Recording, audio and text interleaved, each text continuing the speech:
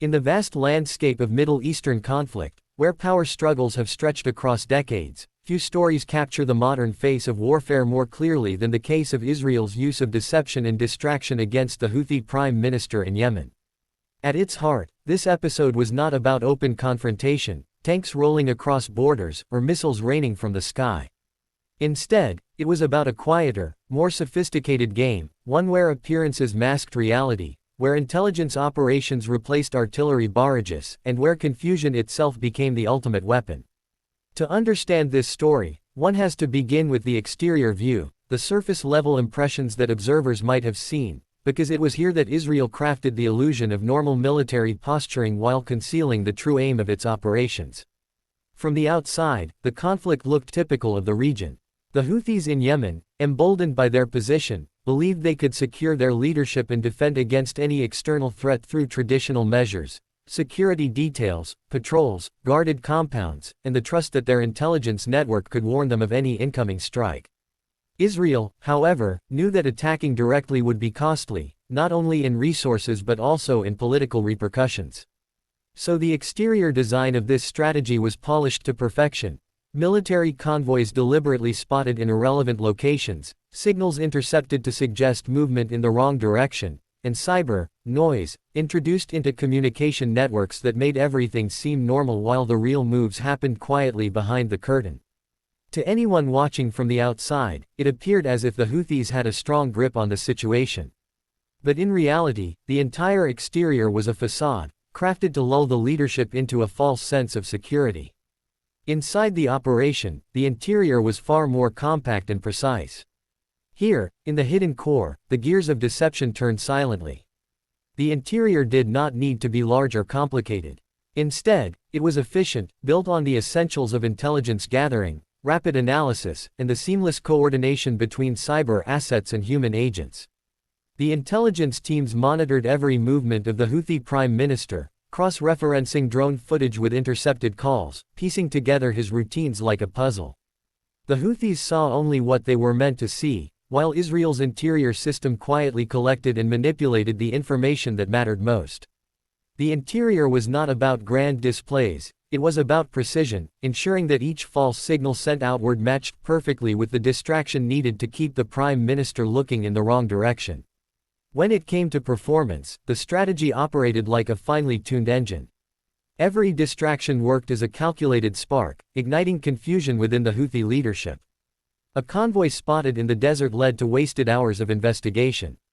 A false report of Israeli drones in one province redirected security patrols far from the true location of vulnerability. Rumors spread across local channels created paranoia, and the Prime Minister himself became uncertain of whom to trust. In terms of efficiency, the performance was striking, maximum disruption achieved with minimal exposure.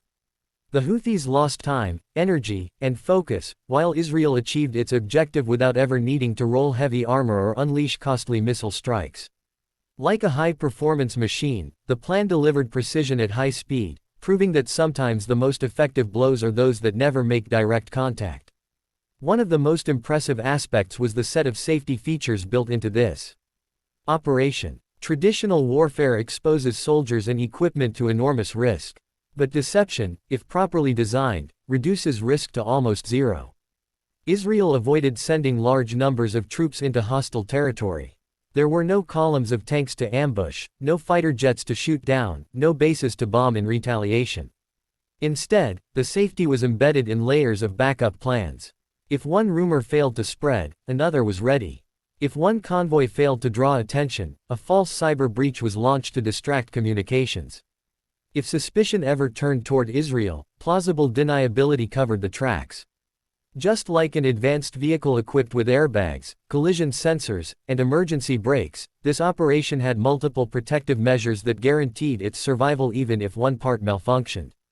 It was safety not just in the physical sense but also in the political and diplomatic realms, where minimizing backlash was as important as avoiding battlefield casualties. What made this strategy stand out were its unique selling points. Unlike conventional military actions that leave behind rubble, smoke, and headlines of destruction, deception leaves behind uncertainty. The Houthis could not point to a missile fragment and accuse Israel. They could not display wreckage or casualties as proof of an attack. Instead, what lingered was confusion, suspicion, and doubt. For Israel, the unique value lay in this invisibility.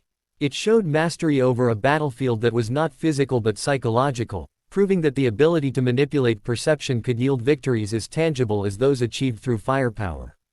The Houthis found themselves second-guessing every piece of information, unable to separate truth from falsehood, and that erosion of confidence was itself a major victory. The unique selling point here was not destruction, it was dominance through uncertainty. The matter of price cannot be overlooked, because modern warfare is as much about economics as it is about strategy. A missile strike can cost millions, a prolonged campaign can drain billions, and the political costs of civilian casualties can be incalculable. By contrast, deception is far cheaper. Israel's resources in this case went primarily into intelligence operations, cyber tactics, controlled leaks, and small-scale diversions. The actual cost in material terms was minimal compared to a direct offensive. Yet the returns were significant. The Houthis were distracted, their leadership destabilized, and their prime minister psychologically weakened. It was a textbook example of how to achieve disproportionate results with limited investment. In this sense, deception was not just a strategic choice but an economic one, yielding maximum value at minimal expense. The conclusion drawn from this episode is both simple and profound. Israel's use of deception and distraction against the Houthi Prime Minister in Yemen demonstrates that modern conflict is no longer confined to traditional definitions of battle. Victory does not always belong to the side with the largest army or the heaviest arsenal. It belongs to the side that can control what the enemy sees, hears, and believes. In this invisible battlefield, perception becomes the prize, and confusion the weapon. For the Houthis, the lesson was bitter. No matter how secure a leader feels behind guards, walls, and armies, the mind can still be infiltrated, and security can still be turned into vulnerability. For Israel, it was a demonstration of how far psychological warfare can go, how effective it can be when wielded with precision, and how the cost of victory can be reduced when the battle is fought not on the ground, but in the mind. And this story does not end with a single event. The ripples of such strategies stretch far beyond the immediate conflict. They alter how adversaries plan, how leaders trust their advisors, and how nations prepare for unseen threats. In Yemen, after this deception was exposed, paranoia crept deeper into the leadership ranks. Every unusual signal, every unexpected rumor, every unexplained movement became a potential threat. The Prime Minister's circle grew more suspicious, not just of external enemies but of internal allies. This erosion of trust weakened cohesion, making governance harder, coordination slower, and decisions clouded by fear. The long-term impact was not measured in destroyed buildings but in fractured confidence, a subtler yet equally powerful outcome of Israel's strategy.